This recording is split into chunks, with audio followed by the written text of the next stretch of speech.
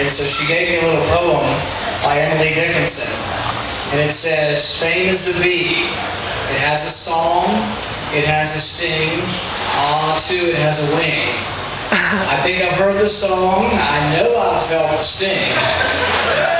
And I may be ready to have a little bit of a wing, maybe even a little bit of distance from it. You know, when I think of a politician, I think of what Eliot wrote about putting on a face to meet the faces that you meet. That may be my problem. I just don't know how to do it. What you see is what you get.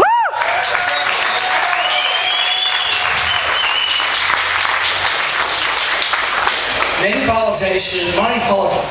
politicians put on one face when they're in your district or in your state, and then another face when they're down in Washington voting. I think that's the problem. You know, we have so many politicians that tell us one thing, and then we get something completely different once they're down there. Once upon a time, they accused Lincoln of being two-faced. And he said, you think if I had two faces, I'd be wearing this one?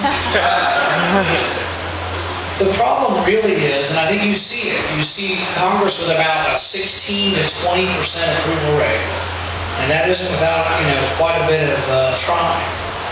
Now, some people say, a lot of politicians say that, politics is all local. And there is some truth to that. As we got started, my son's third grade teacher called me and said, my dad's a Republican, he's a retired physician in Middlesbrough, and we called him. And that's what we did. Day after day after day, we would call people. And that's the way you win elections. Tip O'Neill said all politics is local. It's about the only thing he said that was correct. One time Tip O'Neill was going to a gathering, and he walks in and his aide says, that's William. He's like, hey William, how's it going? How's your back doing? And the aide was fascinated. He said, I didn't even know you knew his name. How'd you remember he had a back problem? He said, well, everybody's got a back problem. There is some truth to the fact that there's some unhappiness out there. The fascinating thing I find about the Tea Party movement is that it truly is spontaneous.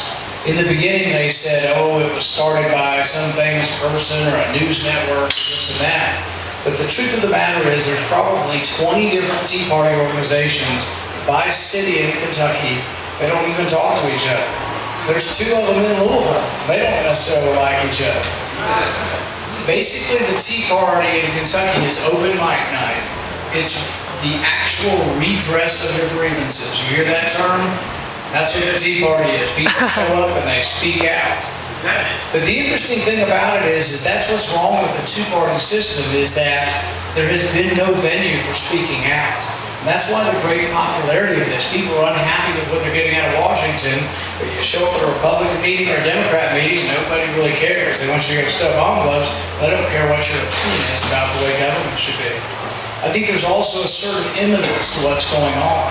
People say, those Tea Party people, they're angry. And I say, no, they're concerned and they're worried.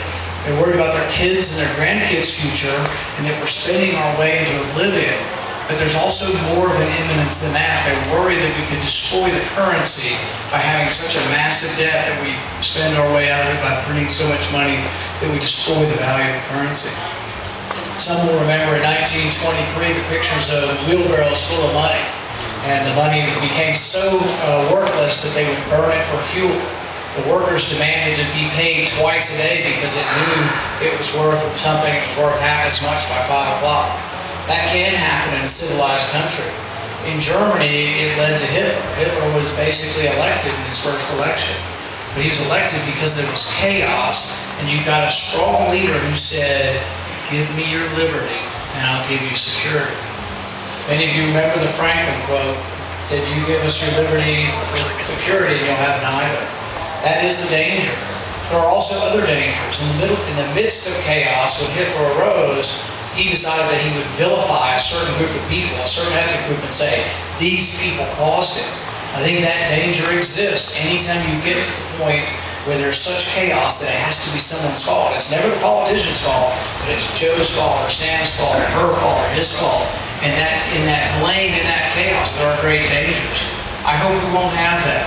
But I say there are two directions we can go. There's always an alternative. There's a different future that we can imagine for ourselves.